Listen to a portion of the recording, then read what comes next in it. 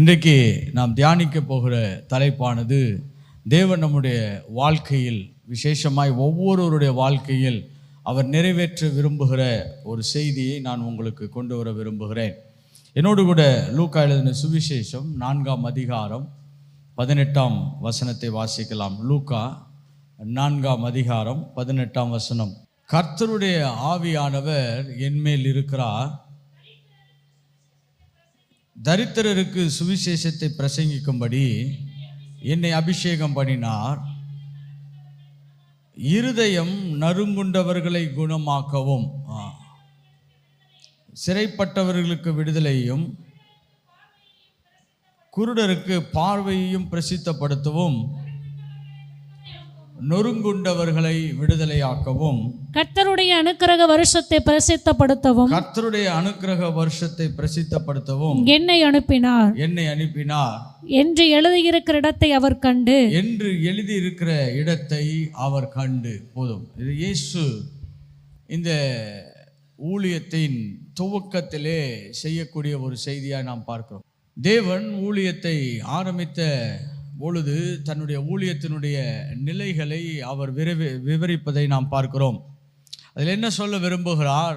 நான் மக்களுடைய வாழ்க்கையில் சில மாற்றங்களை ஏற்படுத்துவதற்கு நான் ஏற்படுத்தின திட்டத்தை நான் அறிவிக்கிறேன் என்று சொல்லி தேவன் அறிவிக்கிறார். அதில் ஒன்று என்னவென்று சொன்னால், இருதயம் நறுங்குண்டவர்களை குணமாக்கவும். உள்ளான மனிதனுடைய வாழ்க்கையிலே, அப்படி என்றால் ஒரு இருதயத்திலே ஏற்படக்கூடிய அநேக காரியங்களை தேவன் குணமாக்க விரும்புகிறவராய் நாம் பார்க்கிறோம். இதை இங்கிலீஷில் சொல்லணும்னா உள்ளான ஒரு காய மாற்றுதல் என்று சொல்லலாம், இல்லாவிட்டால் ஒரு தெளிவான வார்த்தை இன்னர் ஹீலிங் என்று சொல்லலாம், உள்ளான சுகம் என்று சொல்லலாம். இருதயத்திலே இருக்கக்கூடிய காயங்களை தேவன் சுகமாக்குகிறது தேவன் ஒரு பெரிய திட்டமாக தன்னுடைய வாழ்க்கையில் வைத்திருக்கிறார். இன்றைக்கி அதை பற்றி தான் நான் உங்களோடு கூட அதிகமாய் பேச விரும்புகிறேன்.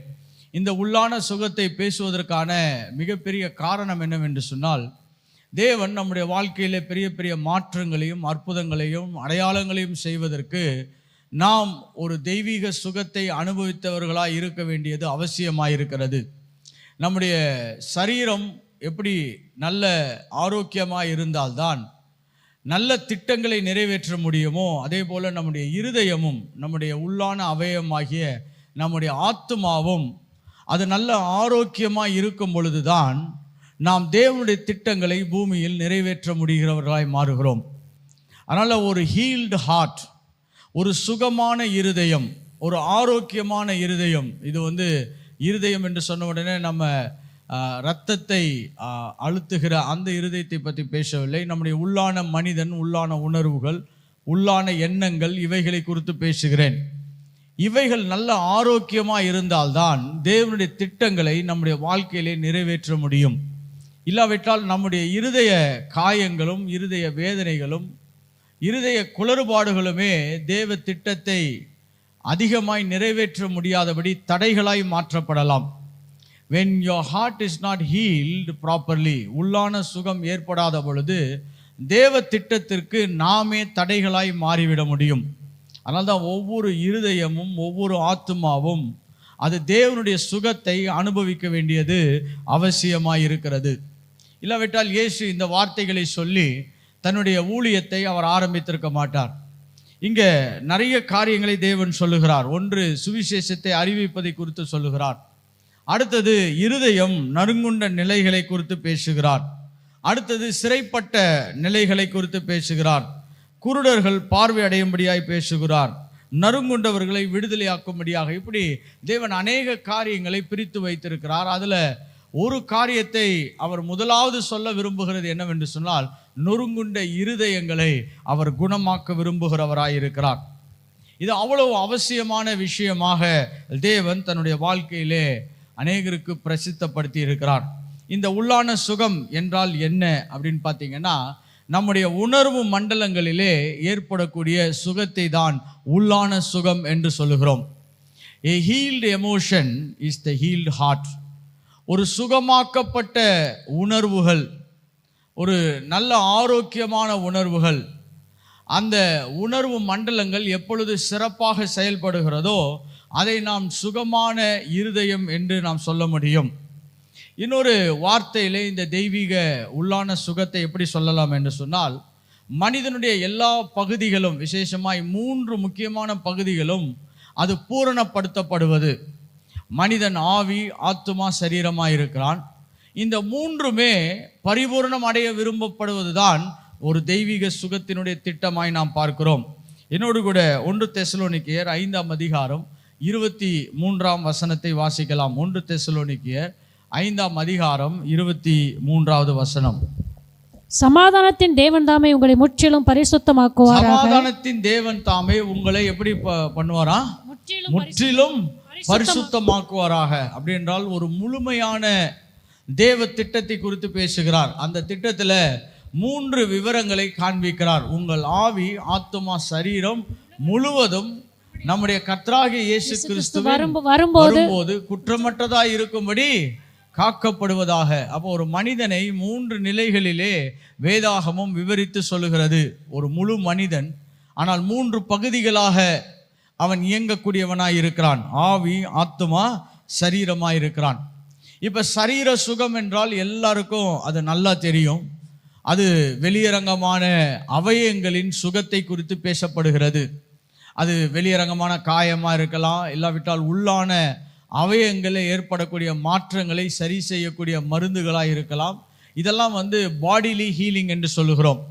ஸ்பிரிச்சுவல் ஹீலிங் அப்படி என்று சொன்னால், பாவத்தினால் நிறைந்திருந்த மனிதன் கிறிஸ்து இயேசுவினால் அவன் மீட்கப்பட்டு அவன் சுகமாக்கப்பட்டு தேவனோடு இணைக்கப்படுகிறவனாய் மாறுவது. இது ஸ்பிரிச்சுவல் ஹீலிங். ஒவ்வொரு மனிதனும் அவன் தேவனோடு கூட இணைக்கப்படுவதற்கு பாவம் கழுவப்பட்டவனாய் மாற வேண்டியது. அதை தான் நாம் மறுபிறப்பு என்று சொல்லுகிறோம், ரட்சிப்பு என்று சொல்லுகிறோம்.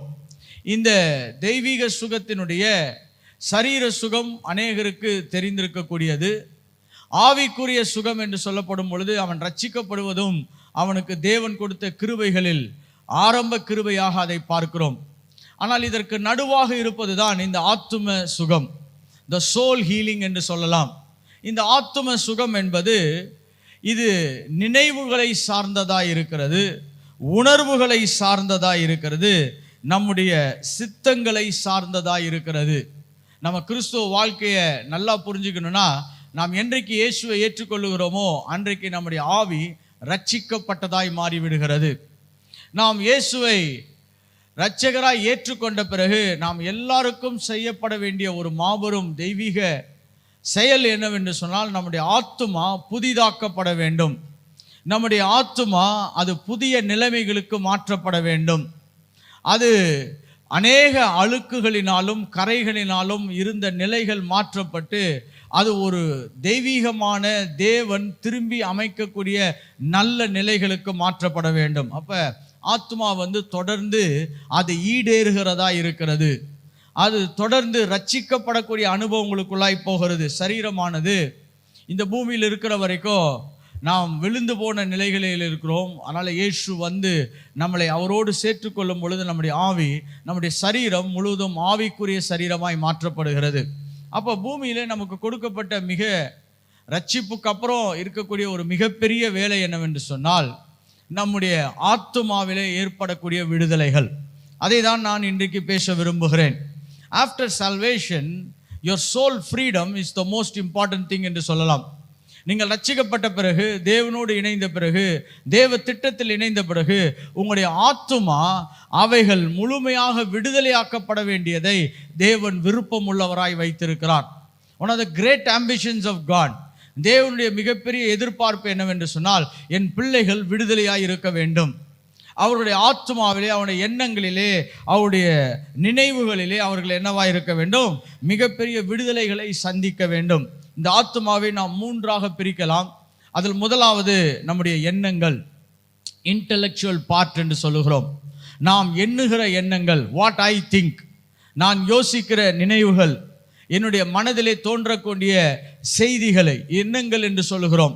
ஸோ ஆத்துமாவிலே முதல் பகுதியாக நம்முடைய எண்ணங்களை விவரிக்கலாம், இன்டெலெக்சுவல் பார்ட். இரண்டாவது நம்முடைய உணர்வு பகுதி, எமோஷனல் பார்ட். நான் என்ன உணர்த்தப்படுகிறேன், நான் என்ன உணர்கிறேன், இதை நாம் என்ன சொல்லுகிறோம் என்றால் இது உணர்ச்சிகளின் பகுதிகள் என்று சொல்லுகிறோம். மூன்றாவதாக நம்முடைய சித்தம், நான் என்ன செய்ய விரும்புகிறேன். இந்த ஆத்துமாவில் இந்த 3 பகுதிகளும் ரொம்ப ரொம்ப செயல்படக்கூடிய பகுதிகள். நீங்களும் நானும் அடையாளப்படுத்துவது எப்படி சொல்கிறோன்னா, நம்முடைய ஆத்துமாவின் இருக்கக்கூடிய நிலைகளை வைத்து தான் சொல்லப்படுகிறது. நாம் என்ன யோசிக்கிறோம், நாம் என்ன உணர்கிறோம், நாம் என்ன செய்ய விரும்புகிறோம் என்பதுதான் நம்முடைய ஆத்துமாவினுடைய பகுதியாக இருக்கிறது. இப்போ இந்த விழுந்து போன உலகத்திலே நம்முடைய ஆவி மட்டும் கரைபடவில்லை, நம்முடைய ஆத்துமாவும் மிகப்பெரிய அழுத்தங்களுக்குள்ளாக போயிருக்கிறது, மிகப்பெரிய வேதனைகளுக்குள்ளாக அவைகள் கடந்து போயிருக்கிறது. அதை தான் நாம் ஆதியாகமம் 3ஆம் அதிகாரத்தில் நாம் வாசிக்கலாம் பாருங்க. ஆதியாகமம் 3ஆம் அதிகாரம் 9ஆம் வசனத்தில் இருந்து நாம் வாசிக்க ஆரம்பிக்கலாம். அப்பொழுது தேவனாகிய கர்த்தர் ஆதாமை கூப்பிட்டு, நீ எங்கே இருக்கிறாய் என்றார். நீர் எங்கே இருக்கிறாய் என்றார். அதற்கு அவன் நான் தேவரீருடைய சத்தத்தை தோட்டத்திலே கேட்டு நான் நிர்வாணியாய் இருப்பதினால் பயந்து ஒளித்துக் கொண்டேன் என்றான். இப்ப இந்த 3மே அங்கே விழுந்து போன நிலைமையில் ஏற்பட்ட மாற்றங்களை காண்பிக்கிறது. அவன் நிர்வாணியாய் இருக்கிறதை நினைத்து பயந்து அவன் என்ன பண்ணானா, ஒளிந்து கொண்டானா. அதுக்கு முன்னாடி வரைக்கும் பாருங்க, அவனுடைய ஆத்துமா என்பது தேவனோடு கூட எந்த விஷயத்திலும் கலந்து உரையாடுவதற்கு அது ஆயத்தமாய் இருந்தது. ஆனால் விழுந்து போன நிலைமையிலே இந்த ஆத்துமா கரை படிந்ததாக, பயம் நிறைந்ததாக, தன்னுடைய பலவீனங்களை உணர்ந்ததாக, தன்னுடைய நிர்வாணத்தை உணர்ந்ததாக, பின்பு தேவ பிரசன்னத்திலிருந்து தன்னை மறைத்து கொண்டவனாய் மாறிவிட்டான். He had a shame, he had guilt and he was away from God. அவன் குற்றவாளியாக உணரப்படுகிறான், நிர்வாணியாக அவன் பயப்பட ஆரம்பிக்கிறான், பின்பு தேவனை விட்டு ஒளிந்து கொள்ளுகிறான். அதனால்தான் விழுந்து போன மனிதனுக்குள்ளாக இந்த ஆத்துமா என்பது மிகப்பெரிய சங்கடங்களை சந்தித்ததாக நாம் பார்க்கிறோம். இது ஒவ்வொரு மனிதர்களுக்கோ, ரட்சிக்கப்பட்ட ஒவ்வொரு மனிதர்களுக்கோ இந்த நிலைமையிலிருந்து மீட்பு அவசியமாய் தேவைப்படுகிறது. நம்முடைய ஆவி ரட்சிக்கப்பட்ட பிறகு இப்பொழுது நம்முடைய ஆத்துமாவும் அது ஈடேற வேண்டியது அவசியமாய் இருக்கிறது. என்னோடு கூட சங்கீதம் 107 20ஆம் வசனத்தை வாசிக்கலாம். சங்கீதம் 107 20ஆம் வசனம். அவர் தமது வசனத்தை அனுப்பி அவர்களை குணமாக்கி, அவர் தம்முடைய வசனத்தை அனுப்பி அவர்களை குணமாக்கி அவர்களை அழிவுக்கு தப்புவிக்கிறார். இது எல்லா விதமான சுகத்தையும் எல்லா விதமான அழிவையும் பேசுகிற வசனமாய் இருக்கிறது. நீங்கள் வெறும் சரீர சுகத்தையும் சரீர அழிவையும் மட்டும் பேசுகிற வசனம் அல்ல, நம்முடைய ஆத்துமாவில் கூட ஒரு பெரிய தெய்வீக சுகத்தை தேவன் கொண்டு வர விரும்புகிறார். அதனால்தான் நாம் நல்ல தெய்வீக வார்த்தைகளை கேட்கும் பொழுது நம்முடைய இருதயங்கள் சுகமாகிறது. ஹல்லேலூயா. நல்ல தேவ பிரசன்னத்தில் தங்கி இருக்கும் பொழுது நம்முடைய இருதயங்கள் சுகமாகிறது. தேவனை நாம் ஆராதிக்கும் பொழுது, அவருடைய வார்த்தையை நாம் உயர்த்தி பாடும் பொழுது ஒரு தெய்வீக சுகம் ஏற்படுகிறது. So God sent his word and to heal அப்படி என்று சொன்னால், அவர் சுகமாக்குகிறவர் என்று சொன்னால் வெறும் வெளியரங்கமான சரீரத்தை மட்டுமல்ல, உள்ளான நம்முடைய ஆத்துமாவையும் நம்முடைய இருதயத்தையும் தேவன் சுகமாக்குகிறவராய் இருக்கிறார். இந்த ஆத்துமா காயங்கள் அடைய முடியும் என்ற பகுதியை நான் 2 வசனங்கள் ஊடாய் காண்பிக்க விரும்புகிறேன். நம்முடைய ஆத்துமா காயம் அடைய முடியும். என்னோடு கூட சங்கீதம் 109 22 வாசிக்கலாம் பாருங்க. சங்கீதம் 109 22. நான் சிறுமையும்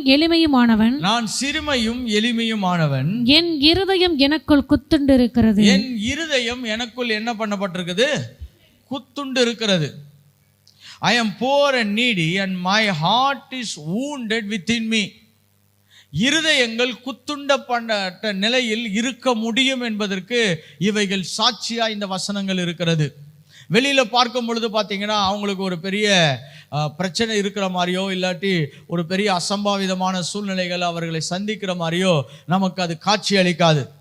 ஆனால் அவருடைய இருதயங்களுக்குள்ளாக மிகப்பெரிய குத்துண்ட நிலைமைகள் ஏற்பட்டிருக்கலாம். wounded in our hearts என்று சொல்லுகிறோம். அது பல விதங்களிலே அவைகள் உண்டாக்கப்படுகிறது. இன்னொரு முக்கியமான இடத்திலே இயேசுவானவருடைய இந்த சூழ்நிலைகளை குறித்து நான் பேச விரும்புகிறேன். மத்தேயு எழுதின சுவிசேஷம் 26ஆம் அதிகாரம் 38ஆம் வசனம். Matthew chapter 26 அப்பொழுது அவர், என் ஆத்துமா மரணத்துக்கு ஏதுவான துக்கம் கொண்டிருக்கிறது. என் ஆத்துமா மரணத்துக்கு ஏதுவான துக்கம் கொண்டு. ஆத்துமாவில் மரணத்துக்கு ஏதுவான துக்கங்கள் என்ன பண்ணப்படலாம்? உண்டாக்கப்படலாம். இது யாருக்கு நடந்தது? இயேசு கிறிஸ்துவுக்கு நடந்திருக்கிறது. அதான் சொல்றாரு பாருங்க, அப்பொழுது அவர், என் ஆத்துமா மரணத்துக்கு ஏதுவான துக்கம் கொண்டிருக்கிறது. தட் மீன்ஸ் நம்முடைய ஆத்துமாவில் காயங்கள் உண்டாகலாம். நம்முடைய ஆத்துமாவில் மிகப்பெரிய துக்கங்கள் அது மரணத்துக்கு ஏதுவான சூழ்நிலைகளுக்கு தள்ளப்படக்கூடிய சூழ்நிலைகளுக்கும் அது ஒப்பு கொடுக்கப்படலாம். அதனால் இந்த ஆத்துமா இந்த இருதயம் இல்லை ஆத்துமா என்பது ஒரு மிக மிக பொக்கிஷமான விஷயம். இதிலே தெய்வீக சுகம் என்பது அவசியமான விஷயம் என்று நம்புகிறேன். இன்னைக்கு அநேகருக்கு வெளியரங்கமான நிலைகளிலே பெரிய வெற்றிகள் கிடைத்திருக்கலாம். அவங்க நினைச்ச வாய்ப்பு உண்டாயிருக்கலாம். அவர்கள் நினைத்த மாதிரி சில குடும்ப அமைப்புகள் உண்டாயிருக்கலாம். தொழில் கிடைத்திருக்கலாம், வீடு கிடைத்திருக்கலாம், வாகனங்கள் கிடைத்திருக்கலாம். ஆனால் இருதயமோ அது தெய்வீக சுகத்தினால் நிரப்பப்படாத பொழுது அவர்களால் மற்ற எல்லாவற்றையும் அவர்கள் பலனாய் அனுபவிக்க முடியாதபடி தள்ளுண்டு போயிருக்கலாம். அதனால தான் இந்த ஆத்துமா என்பது ஒரு விலையேறப்பட்ட ஒரு விஷயம். இங்க சொல்லுகிறது, ஆத்துமா மரணத்துக்கு ஏதுவாக துக்கம் கொள்ளலாமா? அது காயப்படலாம், அது துக்கப்படலாம். அதனால தான் இயேசு இந்த நாட்களிலே நம்முடைய இருதயத்தை பலப்படுத்துவதில் அவர் ரொம்ப முக்கியமாய் கருசனை உள்ளவராய் இருக்கிறார் என்று நான் நம்புகிறேன். இயேசுவானவர் அவர் பாடுபட்டதை குறித்து படிக்கும் பொழுது கூட பார்த்தீங்கன்னா, இந்த ஆத்துமா ஈடேறுவதை குறித்து அவர் கவனம் உள்ளவராய் இருக்கிறார் என்று நாம் சொல்லலாம்.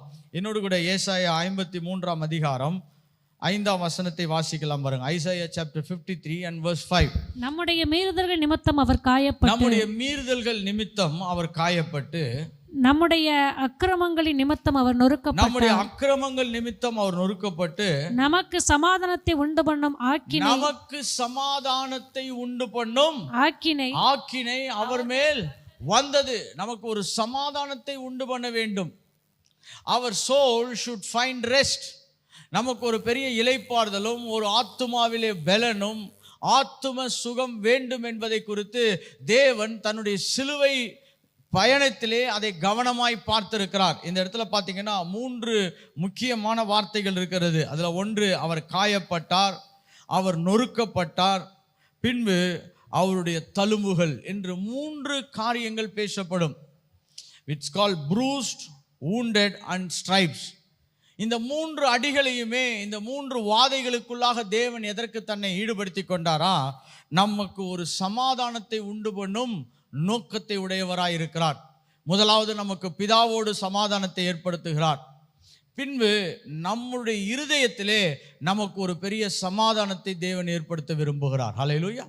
இன்னைக்கு அநேக வேளைகளிலே நம்முடைய இருதயங்கள் கலக்கப்பட்டிருக்கும் பொழுது, நம்முடைய இருதயங்கள் துக்கமாக இருக்கும் பொழுது பாருங்க, நம்மால் இந்த ஜீவனத்தை அனுபவிக்க முடியாதவர்களாய் மாறிவிடுகிறோம். அதனால் தான் தேவன் இந்த ஆண்டிலே நம்முடைய இருதயத்தை பலப்படுத்த விரும்புகிறார் என்பதை நான் ஆழமாய் நம்புகிறேன்.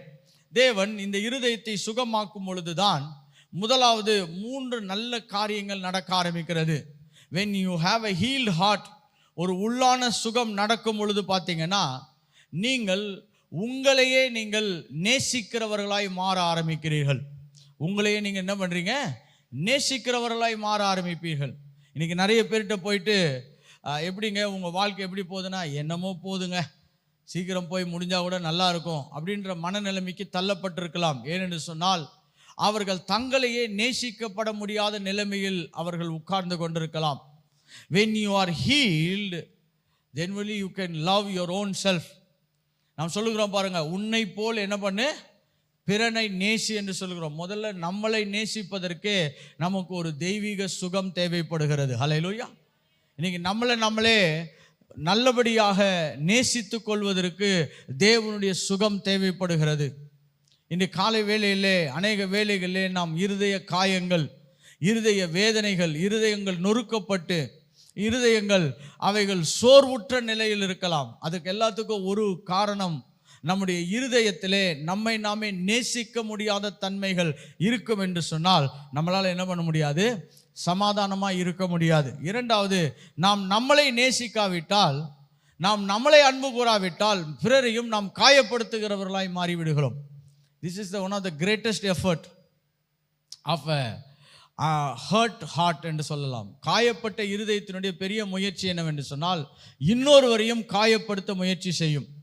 இன்னைக்கு நிறைய பிரச்சனைகளுக்கு காரணம் என்னன்னா, நம்ம நினச்சிட்டு இருக்கோம் அது ஏதோ வேற ஏதோ காரணம் இல்லை. அநேக காயப்பட்ட இருதயங்கள் தான் இன்னொருவரை காயப்படுத்துவதில் ரொம்ப ஜாக்கிரதையாக இருக்கிறது. ஏனென்றால் நான் மட்டும் கஷ்டமாக இருக்கிறேன், நீனும் கொஞ்சம் கஷ்டப்படுன்னு என்ன பண்ணுகிறது, அந்த இருதயங்கள் பகிர்ந்து கொடுக்கக்கூடியதாக இருக்கிறது. அதனால தான் பாருங்கள், நல்ல சமாதானமாக இருக்கக்கூடியவங்ககிட்ட போய் பேசினீங்கன்னா நல்ல சமாதானமான வார்த்தைகள் வருகிறது.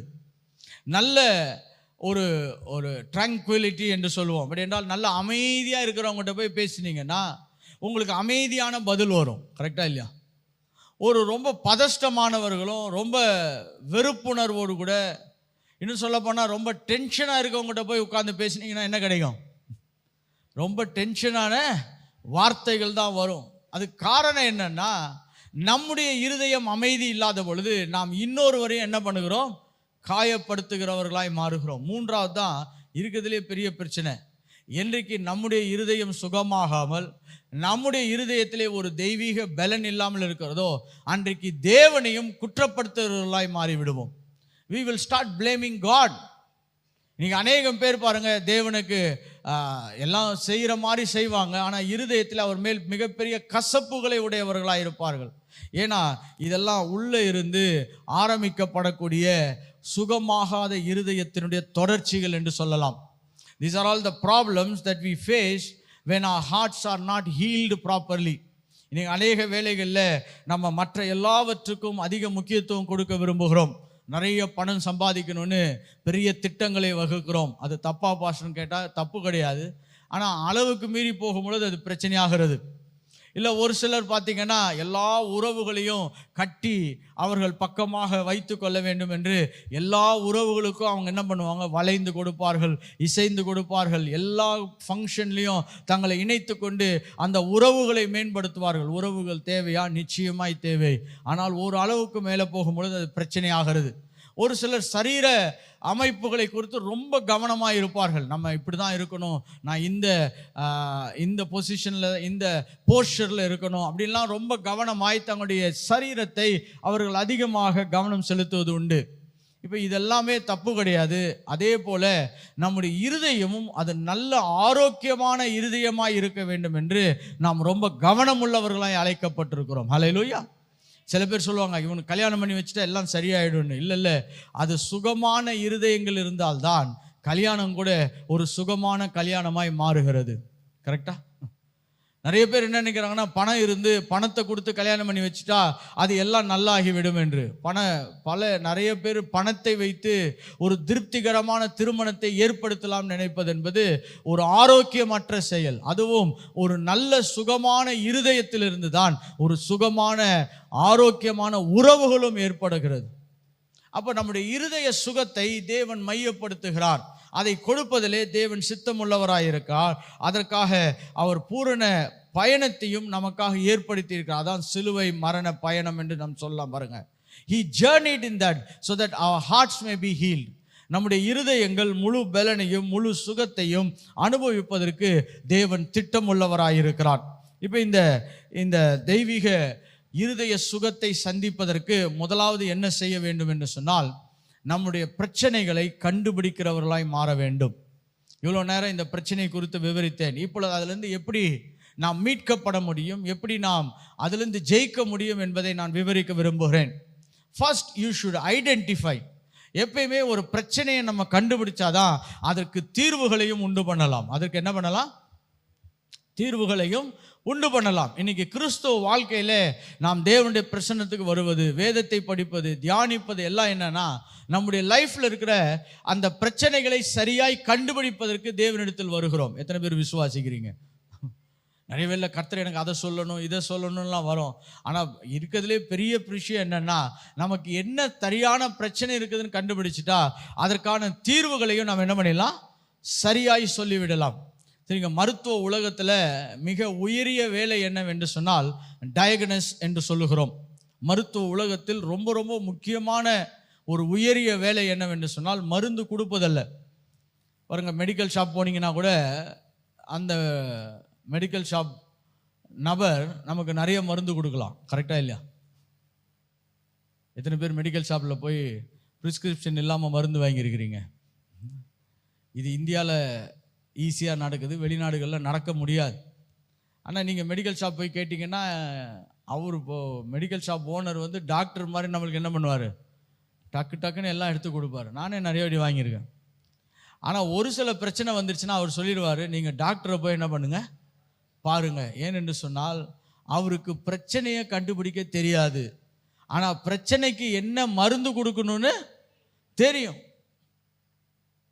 ஆனால் பிரச்சனையை கண்டுபிடிப்பது தான் மருத்துவத்தின் உயரிய வேலை, டயக்னோஸ் என்று சொல்லுகிறோம். அதுக்கு ஒரு தனி பிரிவே வச்சிருக்கிறாங்க, டயக்னோஸ்டிக் மெடிசின்னே தனியாக ஒரு பிரிவு வச்சிருக்கிறாங்க.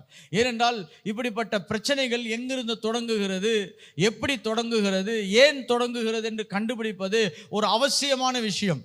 அதனால தான் நாம் தேவனிடத்தில் வரும்பொழுது பார்த்தீங்கன்னா, தேவன் நமக்கு உள்ளான சுகத்தை எங்கிருந்து தொடங்குகிறார் என்று சொன்னால், நமக்கு எங்கே பிரச்சனை இருக்கிறது என்று கண்டுபிடிக்க தேவன் உதவி செய்கிறார். ஹல்லேலூயா.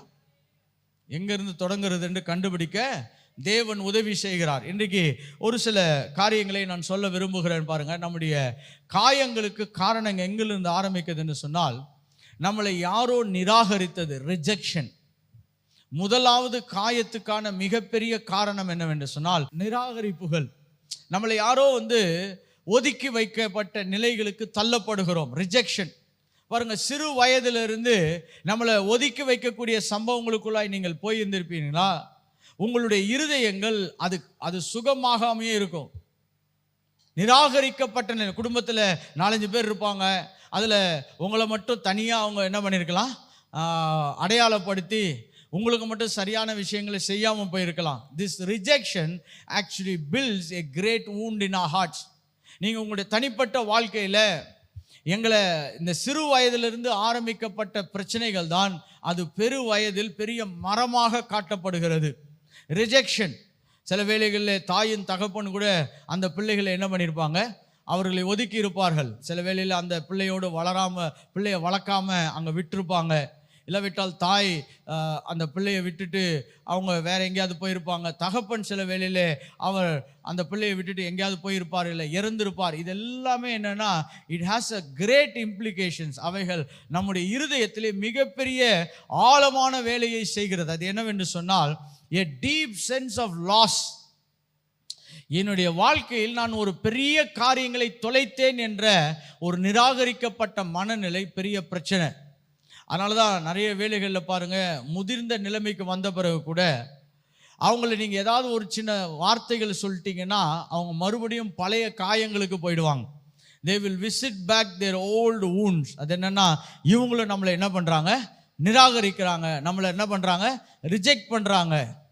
சில வேளை நம்ம ஒரு சிலரை பார்த்துட்டு ஒரு சிலரை நம்ம பார்க்காம போயிருப்போம். ஆனால் இந்த ரிஜெக்ஷன், இந்த இருதயத்திலே நிராகரிக்கப்பட்ட அந்த காயம் இருக்குதுன்னு வச்சுக்கோங்களேன், அவங்க எப்படி பார்ப்பாங்கன்னா, வேணுன்னே நம்மளை என்ன பண்ணிட்டாங்க, பார்க்காம போயிட்டாங்க.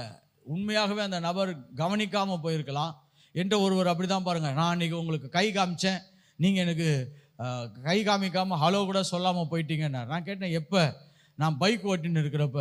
நான் பைக் ஓட்டுறப்ப ரோடை பார்ப்பேனா, யாரெல்லாம் எனக்கு கை காமிப்பாங்கன்னு அதில் இருப்பேனா. இன்னும் ஒரு சிலர் இருக்காங்க, நீங்கள் ஃபோன் அடித்து அவங்க ஃபோன் எடுக்கலைன்னா அவ்வளோதான், அவங்க ரொம்ப டென்ஷன் ஆகிடுவாங்க, ஏன் ஃபோனை எடுக்கலையேன்னு. நம்ம போயிட்டுருக்கிறது, நீங்கள் சில வேளை ரோட்டில் போயிட்டு இருந்தீங்கன்னா வாழ்வா சாவான்னு ஞானமாக ஓட்டின்னு இருப்பீங்க. இப்போ ஃபோனே எடுக்க முடியும். ஆனால் சில வேளைகளில் இந்த ரிஜெக்ஷன்ஸில் வாழ்ந்தவங்க பார்த்தீங்கன்னா, தள்ளுண்டப்பட்ட நிலைமையில் வாழ்ந்தவருடைய காயங்கள் எப்படி இருக்குன்னா, நான் ஒரு துளைக்கப்பட்ட நிலைமையில் இருக்கிறேன். இரண்டாவது ஒரு காயத்தை பற்றி சொல்ல விரும்புகிறேன். பாருங்க, அநியாயங்கள் நடக்கும் பொழுது நம்முடைய இருதயங்கள் காயமாகிறது. இன்ஜஸ்டிஸ், அநியாயங்கள், ஏதோ நம்முடைய வாழ்க்கையிலிருந்து எடுக்கப்பட்ட ஒரு மனநிலை, ஏதோ நம்முடைய வாழ்க்கையில் எடுக்கப்பட்ட ஒரு மனநிலை.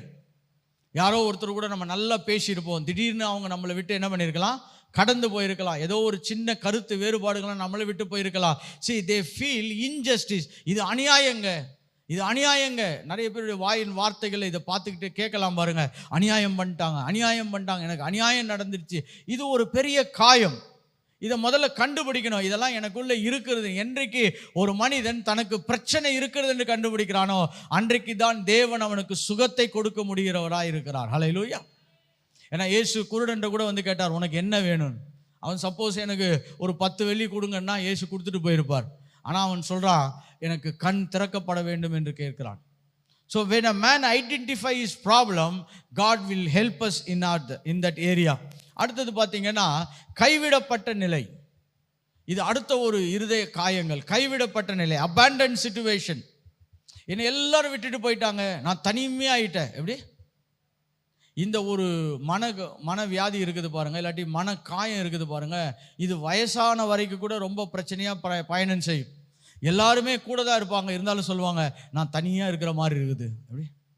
இது ஏன்னா அது சிறு வயதிலிருந்து தொடங்கி இருக்கலாம், இல்லாவிட்டால் உங்களை பள்ளி பருவத்தில் எல்லா மக்களும் ஒதுக்கி வைத்திருக்கலாம், இல்லாவிட்டால் நீங்கள் வளருகிற உங்களுடைய காலேஜ் பருவங்களில் நிறைய பேர் உங்களை ஏற்றுக்கொள்ளாமல் இருக்கலாம். இந்த அபேண்டன் ஃபீலிங் என்று சொல்லுகிறோம்.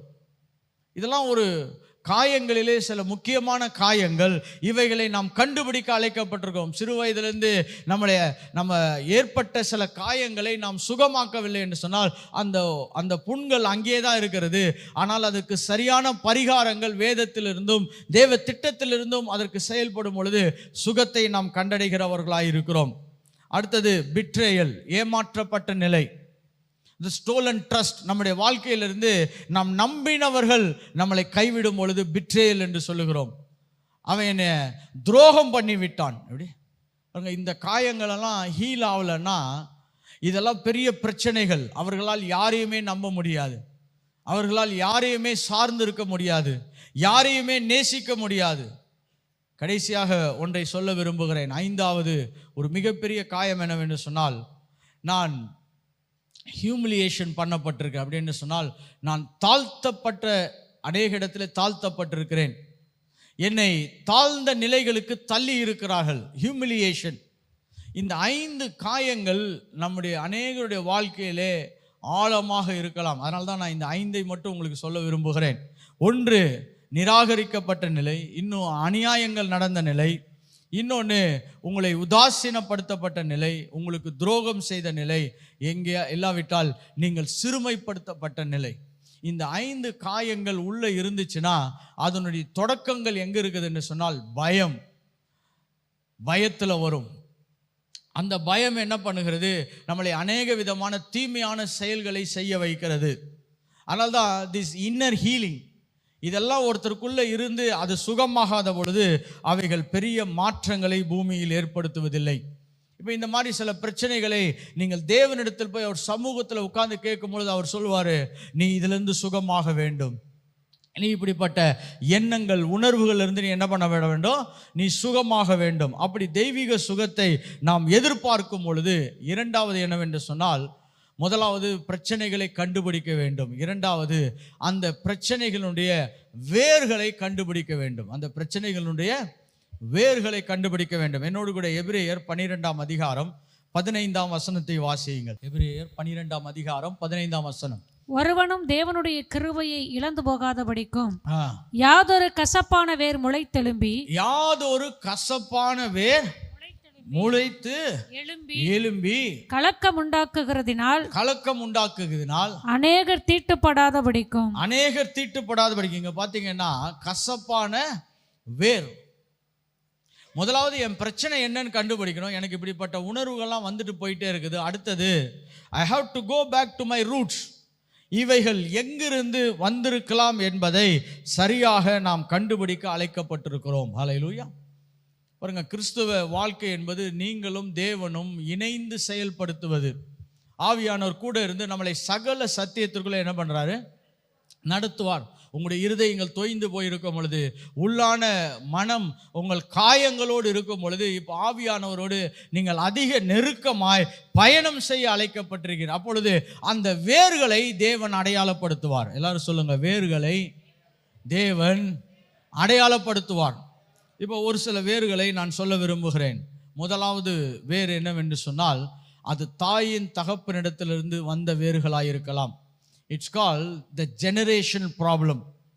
சில இருதய காயங்கள் எல்லாம் அது தாயின் தகப்பன்ட்டு இருந்திருக்கும், அதை அப்படியே என்ன பண்ணுவாங்க, பிள்ளைகளுக்கு டிரான்ஸ்ஃபர் பண்ணியிருப்பாங்க.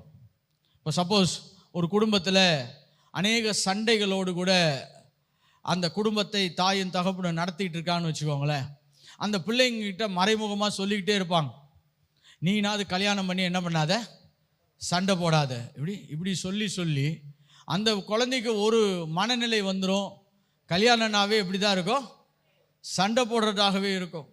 இப்போ கணவனை பற்றி மனைவி கணவன் இல்லாத பொழுது பிள்ளைகளுக்கு சொல்லி கொடுப்பது, அப்புறம் அம்மா இல்லாதப்போ அப்பா வந்து என்ன பண்ணுறது, அம்மாவை பற்றி பிள்ளைகளுக்கு சொல்லி கொடுப்பது, இதெல்லாம் கொஞ்சம் கொஞ்சமாக கேட்டு அந்த பிள்ளைகளுடைய வேர்கள் தன்னுடைய தாயின் தகப்பின் இடத்துலேருந்து என்ன பண்ணியிருக்கலாம், அது வந்திருக்கலாம்.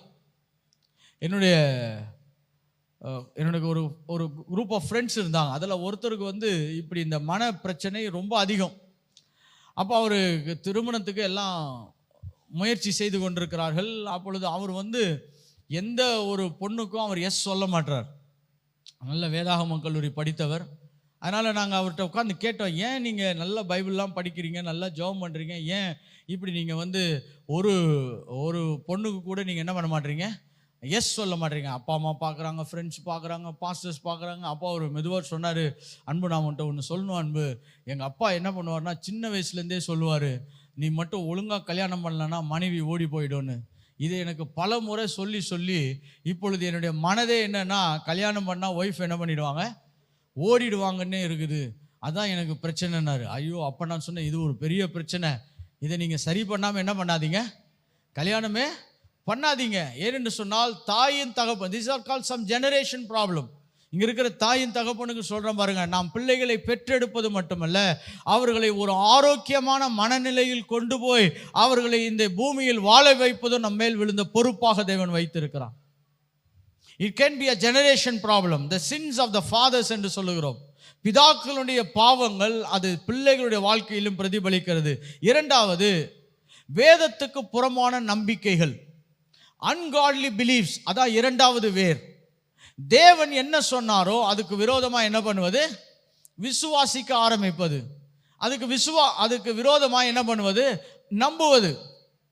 ungodly beliefs is the root cause for all your problems. என்னோடு கூட சங்கீதம் 23 நாம் தியானிக்கலாம் பாருங்க. சங்கீதம் 23, இந்த வசனத்தை நம்ம விசுவாசிக்கலைன்னா, நம்ம வேத ஏதோ ஒன்றை நம்ம யோசித்துட்டு இருப்போம்னா நிச்சயமாய் ஒரு தவறான நம்பிக்கைகளுக்குலாம் என்ன பண்ணுவோம், கடந்து போய்விடுவோம். 6ஆம் வசனத்தை வாசிக்கலாம். சங்கீதம், என் ஜீவனுள்ள நாளெல்லாம் நன்மையும் கிருபையும் என்னை தொடரும். இப்போ சில பேர் என்ன சொல்லுவாங்கன்னா, சார் சில டைம் பிரச்சனையும் வரும் சார், சில டைம் அதுவும் வரும் சார், இதுவும் வரும் சார் அப்படின்னு சொல்லி அவங்களோட மனநிலைமை என்ன பண்ணியிருக்கலாம், மாற்றி அமைத்திருக்கலாம். இதெல்லாம் ஒரு வேர். பல பிரச்சனைகள் வர வேண்டும் என்று சொல்லி நம்ம விரும்புவதில்லை. அது வந்தால் அதை ஜெயிப்பதற்கு தேவன் உதவி செய்கிறவராய் இருக்கிறார். வேதம் என்ன சொல்லுகிறது, நன்மையும் கிருபையும் என்னை தொடரும். அன்காட்லி பிலீஃப்ஸ், வேதத்துக்கு புறம்பான நம்பிக்கைகள் வேர்களாய் மாறுகிறது. அதனால தான் நம்ம என்ன வசனம் கேட்கிறோம், எப்படிப்பட்ட செய்தியை கேட்கிறோம், எப்படிப்பட்ட செய்திகளுக்கு நம்முடைய காதுகள் திறந்திருப்பது என்பது ரொம்ப அவசியமானது. சில பேர் சொன்னாங்க, எல்லாமே பிரசங்கம் தானங்க, கரெக்டு தான். நீங்கள் கிறிஸ்துவ பேச்சாளர்கள் மட்டுமல்ல, இன்னும் உலகத்தில் நிறைய தலை சிறந்த பிரசங்கர்கள் இருக்காங்க, வெவ்வேறு காரியங்களை பேசுகிறவங்களும் இருக்காங்க. நீங்கள் லேகியம் வைக்கிறவங்க பேசுகிறத கேட்டால் கூட அவ்வளோ உணர்ச்சி வசப்பட்டு என்ன பண்ணுவாங்க, பேசுவான். அது கூட உண்மை மாதிரியே தான் இருக்கும். நீங்கள் இந்த ஒரே ஒரு பல்லுக்கு மருந்து வாங்கிட்டு போயிட்டீங்கன்னா எல்லா பல்லும் சரியாயிடணுமா எப்படி? ஆனால் 32 பல்ல புடுங்கினா கூட பல்லு சரியாகாத சில பிரச்சனைகள்லாம் இருக்குது. ஆனால் அவன் சொல்கிறத கேட்டிங்கன்னா, தவறான நம்பிக்கைகள் வரும் பொழுது பார்த்தீங்கன்னா மனிதன் தவறான வாழ்க்கையில் பயணம் செய்து விடுகிறான். முதலாவது அது தகப்பன் தாயிடத்திலிருந்து வருகிறது, இரண்டாவது தவறான நம்பிக்கைகள் இருந்து வருகிறது, மூன்றாவது அது பிசாசினால் ஏற்படுத்தப்படுகிறது. அந்த வேர்களிலே மூன்றாவது வேர் என்னவென்று சொன்னால், இட்ஸ் எ டிமோனிக் அப்ரஷன். நம்ம நல்ல சந்தோஷமா ஜெபிச்சு நல்லா ஆராதிச்சிருப்போம், திடீர்னு பார்த்தீங்கன்னா ஒரு மேகம் போல நம்முடைய மனதை ஆட்கொள்ளலாம். நீங்க சொல்லலாம், திடீர்னு எனக்கு இப்படி ஆயிடுச்சுங்க. நிறைய பேர் பார்த்தீங்கன்னா சர்ச்சில் ரொம்ப சந்தோஷமா இருப்பாங்க, அவங்க வீட்டுக்குள்ள நுழைஞ்ச உடனே அந்த அட்மாஸ்பியரே மாறினதா ஃபீல் பண்ணுவாங்க. ஐ ஹானஸ்ட்லி டெல் யூ, அதனுடைய வேறு என்னவென்று சொன்னால் பிசாசின் அழுத்தங்கள். அதுக்கு பேர் என்னது, பிசாசின் அழுத்தங்கள். அப்போ முதலாவது நாம் அடையாளப்படுத்துகிறோம், இரண்டாவது அதனுடைய வேர்களை என்ன பண்ணுகிறோம், நாம் கண்டுபிடிக்கிறவர்களாய் மாறுகிறோம். மூன்றாவது, நாம் தேவனிடத்தில் இரக்கத்தை தேட வேண்டும். தேவனிடத்தில் என்ன தேடணும்? இரக்கத்தை தேட வேண்டும். You have to seek God's mercy.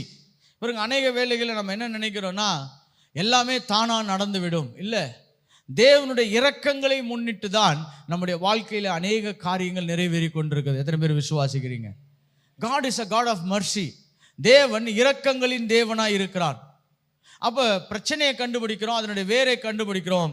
மூன்றாவது, தேவனுடைய இரக்கங்களை தேடுகிறோம். ஹல்லேலூயா, தேவனுடைய இரக்கங்களை தேடுகிறோம். என்னோடு கூட ரோமருக்கு எழுதின நிருபம், தேவனுடைய இரக்கத்தை நம்ம எப்படி ரத்தின சுருக்கமாய் பார்க்கலாம் என்று சொன்னால், ரோமர் 8ஆம் அதிகாரம்.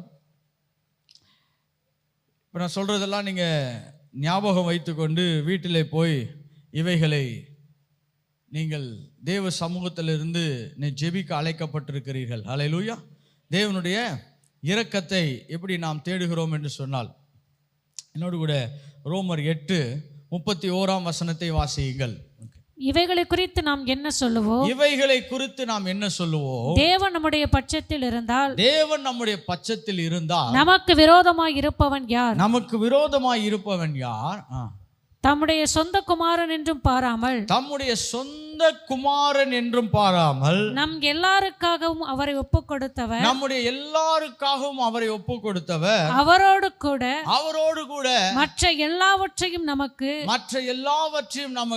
அருளாதிருப்பது எப்படி? ஹல்லேலூயா. இதான் இரக்கத்தை கேட்பதற்கான மிக முக்கியமான வழி. மற்ற எல்லாவற்றையும் தேவன் நமக்கு அருளாதிருப்பது எப்படி? அவர் தன்னுடைய சொந்த குமாரனையே கொடுத்துட்டாரு. முதலாவது பிரச்சனையை கண்டுபிடிக்கிறோம், அதனுடைய வேரை கண்டுபிடிக்கிறோம். மூன்றாவது, தேவனுடைய இரக்கத்தை கேட்கிறோம். ஹல்லேலூயா. கர்த்தாவே, இதிலிருந்து என்னை முற்றிலுமா என்ன பண்ணுங்க? என்னை விடுதலையாக்குங்க, என்னை சுகமாக்குங்க, என்னை எல்லா சூழ்நிலைகளிலிருந்து என்ன பண்ணுங்க? என்னுடைய வாழ்க்கையை மாற்றி அமையுங்கள். பாருங்க, இன்னைக்கு என்னைக்கெல்லாம் நம்ம அப்படி தேவனுடைய இரக்கத்தை நம்ம கேட்க ஆரம்பிக்கிறோமோ, அன்றைய இரக்கங்கள் நம்முடையவைகளாய் மாற்றப்படுகிறது.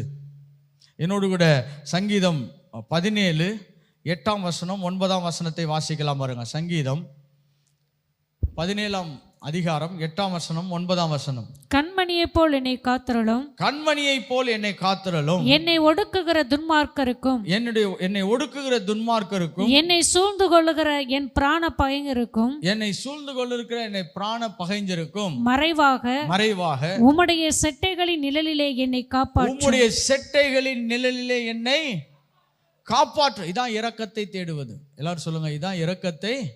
பாருங்க, சங்கீதக்காரனுக்கு நல்லா தெரியும், அவனுடைய ஆத்மாவில் பிரச்சனை இருக்குது, நிறைய காயங்கள் இருக்கிறது, அது பல சூழ்நிலைகளினால வந்திருக்கிறது. ஆனால் அவன் செய்த ஒரு மாபெரும் விஷயம் என்னவென்று சொன்னால், இரக்கத்தை தேட கற்றுக்கொண்டான். ஹல்லேலூயா. நிறைய பேருக்கு தேவனுடைய விடுதலை ஏன் கிடைக்கலன்னா, இதெல்லாம் ஒன்றும் பெரிய பிரச்சனை இல்லைங்க, இதெல்லாம் நானே சரி பண்ணிடுவேன். எப்படி? இதெல்லாம் நானே சரி பண்ணிடுவேன், இல்லாட்டி அந்த பிரச்சனை இருந்தால் எனக்கு ஒன்றும் பிரச்சனை இல்லை அப்படின்னு சொல்லி பயணம் செய்கிறவர்களுக்கு நான் சொல்கிறேன், பாருங்க, நீங்கள் விடுதலையை காண முடியாது. You have to ask for divine mercy. இன்னைக்கு தேவனுடைய இரக்கத்தை தேடுவது தான் ஜெபத்தினுடைய முக்கியமான அடையாளம். கர்த்தாவே, எனக்கு சில சூழ்நிலைகள் இருக்குது, என்னுடைய இருதயங்கள் வேதனையாக இருக்குது, அது ஒருமுகப்பட மாட்டுது, அது சந்தோஷமாக இருக்க மாட்டுது, அது மகிழ்ச்சியாய் மாற மாட்டுது. உம்முடைய இரக்கத்தினால எனக்கு என்ன பண்ணுங்க? உதவி செய்யுங்கள். 4வது, நம்முடைய மாம்சத்தை ஒடுக்குவது. The fourth thing, 4வது காரியம், மாம்சத்தை என்ன பண்ணுவது? ஒடுக்குவது. இது ஏன் பாஸ்டர் மாம்சத்தை ஒடுக்கிறது அவ்வளோ பெரிய முக்கியமான விஷயமா? முதலாவது அடையாளப்படுத்துவது, அதனுடைய வேரை கண்டுபிடிப்பது. 3வது இரக்கத்துக்காக தேவனிடத்தில் கடந்து செல்வது. 4வது மாம்சத்தை ஒடுக்குவது. Okay, third reason is that we should fully die to God. மாம்சத்தை ஒடுக்குவது என்னன்னா, நீங்கள் உங்கள் மாம்சத்தை மரணத்துக்கு ஒப்பு கொடுக்க தேவன் நம்மை அழைக்கிறார். 1 கொரிந்தியர் 15ஆம் அதிகாரம் 31ஆம் வசனத்தை வாசிக்கலாம். பாருங்க, 1 கொரிந்தியர் 15:31. ஓகே. நான் அனுதினமும் சாகிறேன். நான் அனுதினமும் என்ன பண்ணுகிறேன்? சாகிறேன். அதை நம்முடைய கர்த்தராகிய கிறிஸ்து இயேசுவினால் உங்களை குறித்து. போதும், நான் அனுதினமும் சாகிறேன் அப்படின்னு சொல்லி தன்னுடைய வாழ்க்கையில ஒரு முக்கியமான ஸ்டேட்மெண்ட் கொடுக்குறார். அப்படி என்றால் என்னுடைய விருப்பங்கள், வெறுப்புகள், ஆசைகள் எல்லாவற்றையும் நான் தேவன் பக்கமாய் வைக்க விரும்புகிறேன். ஹல்லேலூயா. டையிங் டு யோர் செல்ஃப், நீங்கள் உங்களை மரணத்துக்கு ஒப்பு கொடுங்க என்று சொன்னால் இந்த பூமியிலிருந்து நீங்கள் விலகி போகிறத பற்றி பேசலை. ஆனால் ஒவ்வொரு நாளும் உங்களை தேவ சமூகத்திலே உங்களை கொண்டு போய் கொடுப்பது. ஹல்லேலூயா. பாருங்க, அநேக காயங்கள் ஹீல் ஆவது காரணம் என்னன்னா, நமக்கு மன்னிக்க முடியாத தன்மைகள். நமக்கு எப்போ மன்னிக்க முடிகிற தன்மை வருதுன்னு சொன்னால், நம்மை அர்ப்பணிக்கும் பொழுதுதான் மன்னிக்க முடிகிற தன்மையை வருகிறது.